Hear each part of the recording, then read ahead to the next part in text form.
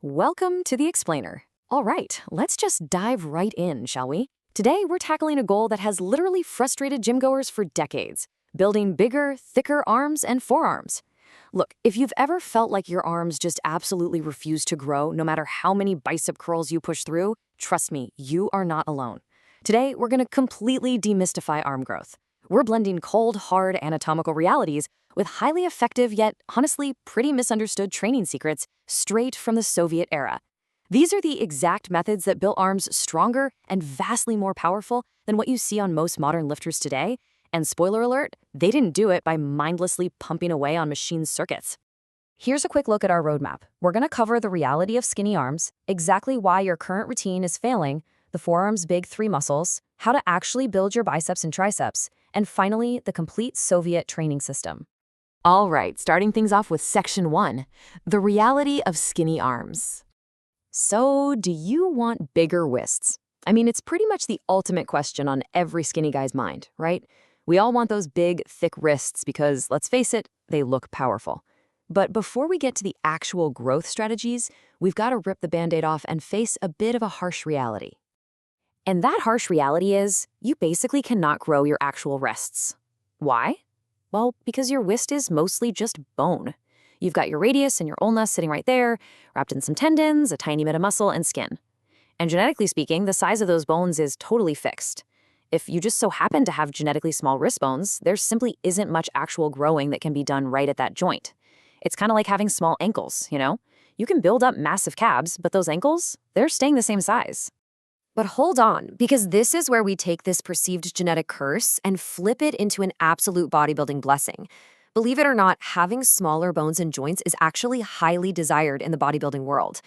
Think about it. The smaller your joints are, the bigger any muscle you build on top of them is going to look. If you naturally have massive tree trunk bones, the muscle just doesn't pop as much in comparison.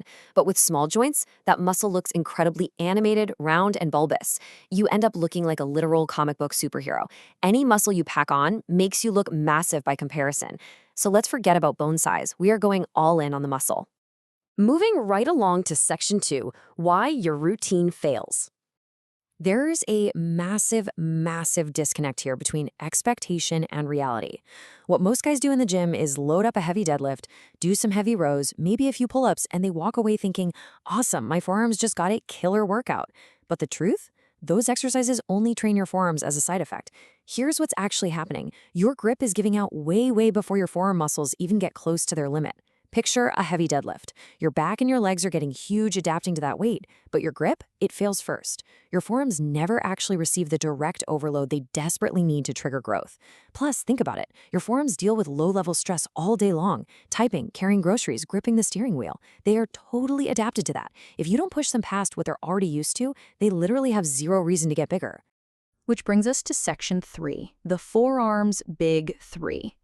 First up on the chopping block is the brachioradialis. And yes, I know it sounds like a complicated dinosaur name, but it's actually the longest single muscle in your entire forearm.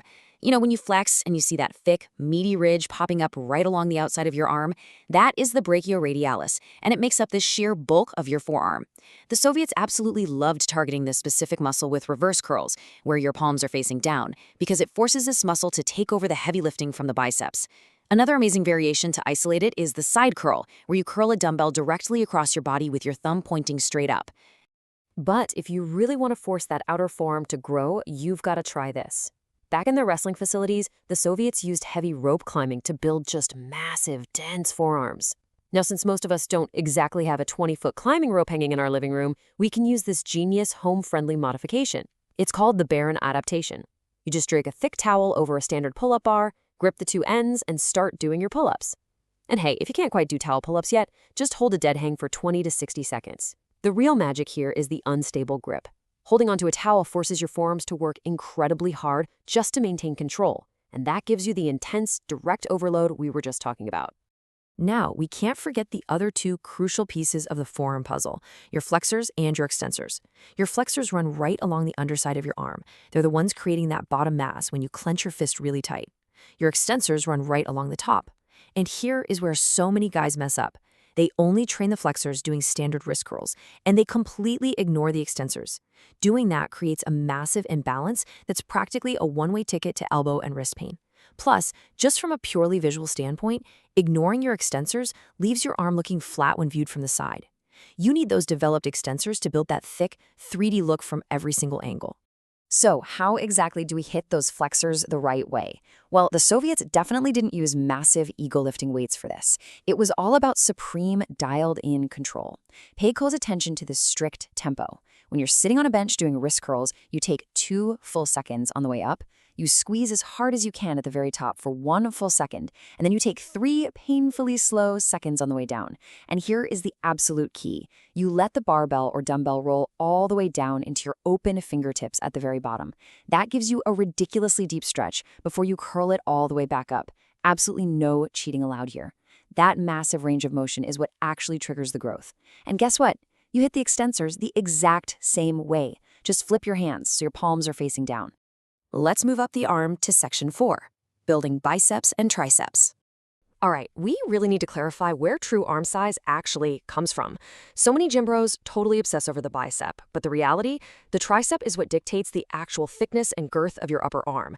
The Soviets knew this, and they didn't build their triceps by doing endless lightweight cable pushdowns. They used heavy compound movements, specifically the overhead clean and press. Whenever you lock out a heavy weight straight overhead, your triceps are taking on the absolute hardest part of the work. And as for the biceps, they mostly ignored those standard dumbbell curls. Instead, they relied heavily on strict dead hang weighted chin-ups. No swinging, no kipping, zero momentum. Just pure, unadulterated pulling power. And finally, the big one. Section 5, the Soviet training system. Now, what's genuinely fascinating here is the total shift in mindset. Let's compare the two. Your typical Western gym routine goes something like this.